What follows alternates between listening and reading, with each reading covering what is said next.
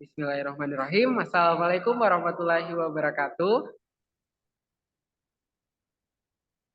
Baik teman-teman, pada kesempatan kali ini kami dari kelompok 1 yang beranggotakan 4 orang.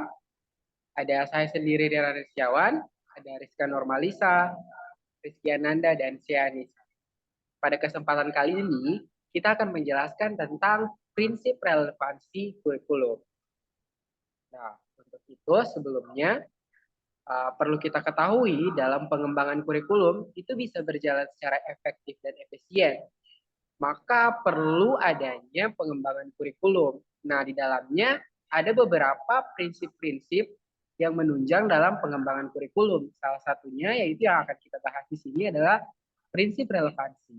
Nah, di sini nanti ada beberapa muatan yang akan kita bahas, yang itu yang pertama tentang prinsip relevansi. Kemudian yang kedua, prinsip relevansi berdasarkan ada aspek internal, kemudian aspek eksternalnya. Kemudian ada contoh dari implementasi penerapan prinsip relevansi. Kemudian yang terakhir, contoh implementasinya prinsip relevansi dalam pengembangan kurikulum di sekolah. Oke, untuk ke langkah awal kita akan menuju ke prinsip relevansi. Bagaimana dengan saudari Rizka? Ya, jadi prinsip relevansi itu mengacu pada pendekatan yang menekankan tentang pentingnya mengaitkan pembelajaran dengan kehidupan sehari-hari, kemudian juga kebutuhan siswa, dan tidak lupa juga tentang tujuan dari pembelajaran itu sendiri.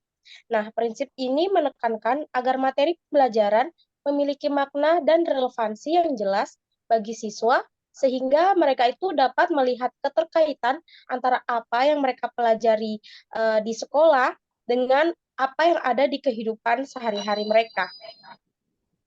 Oke, berarti prinsip relevansi ini sangat erat kaitannya sama kehidupan kita sehari-hari dalam Ya, benar. memenuhi tujuan pembelajaran sesuai dengan kebutuhan siswa. Oke, selanjutnya kita akan bahas tentang prinsip relevansi dari aspek internal dan eksternal. Bagaimana Kak Sea?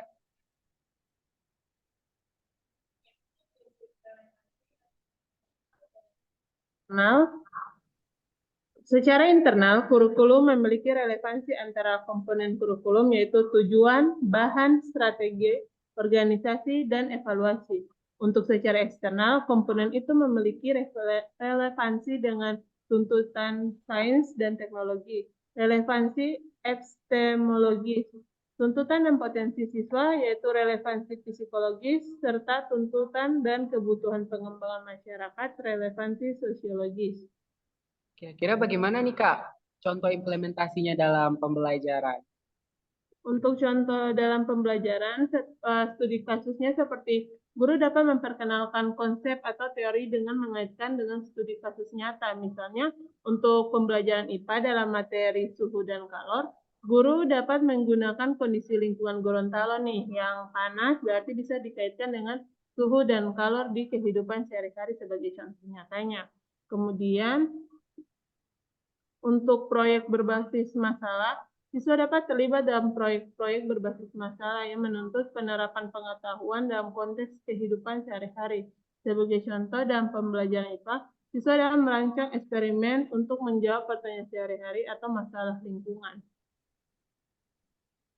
Untuk penggunaan teknologi, guru dan siswa dapat memanfaatkan teknologi dan media modern yang relevan dengan kehidupan siswa, dapat meningkatkan minat dan pemahaman mereka. Penggunaan video simulasi atau aplikasi edukasi dapat memberikan konteks nyata pada pembelajaran.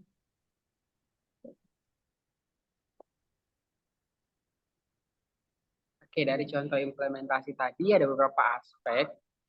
Kemudian kira-kira dari studi kasus, dari penggunaan teknologi, kemudian dari proyek berbasis masalah itu akan dilakukan contoh implementasinya untuk di sekolah. Untuk itu kira-kira Saudari Nanda bagaimana penjelasannya untuk implementasi prinsip relevansi terhadap pengembangan kurikulum di sekolah? Nah, untuk relevansi di sekolah, itu salah satu contohnya itu yang ada di SMP Negeri 1 Gorontalo tentang proyek P5, itu membahas tentang bullying.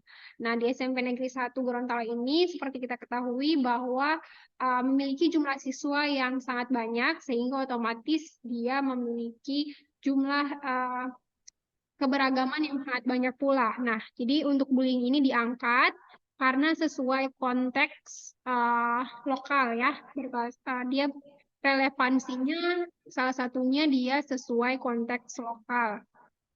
Jadi proyek 5 ini akan memastikan konteks lokal dan realitas siswa yang dipertimbangkan. Jadi salah satu realitasnya adalah keberagaman, sehingga mengangkat tema bullying.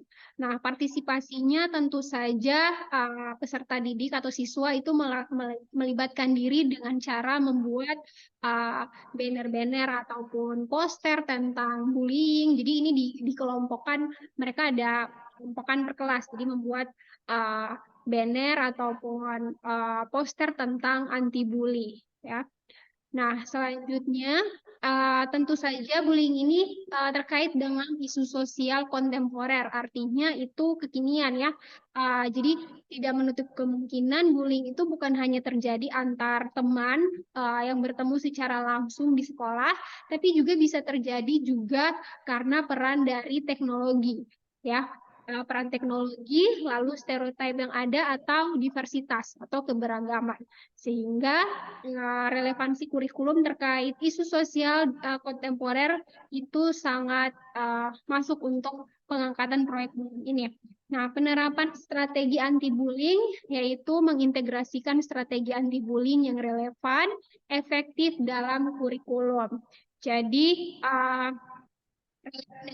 kurikulum artinya selain mereka membuat proyek, mereka anti bullying ini juga diterapkan di sekolah dalam arti setiap masuk materi ataupun pelajaran itu selalu disampaikan oleh guru bahwa di sekolah itu dalam keadaan interaktif, belajar-belajar itu tidak boleh saling membuli. Meskipun biasanya kalau misalnya secara keseluruhan itu disampaikan di acara itu selalu disampaikan bahwa kita itu harus saling berbaur satu sama lain. Atau salah satu strategi yang dibeli itu adalah di diskusikan langsung di sekolah, di mata pelajaran gitu. Ya, sampai itu untuk yang relevansi kurikulum itu